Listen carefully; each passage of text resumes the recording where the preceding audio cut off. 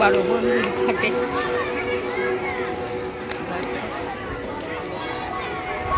মন্দিরের আশেপাশে যেখানে সেখানে ধূপকাঠি মোমবাতি ধরাবেন না, এতে বিপদ হতে পারে।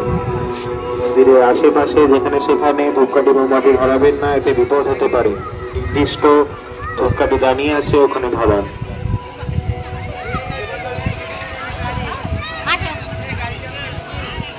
শিবরাত্রি, শিব চতুর্দশীর জন্য ঠিকঠাক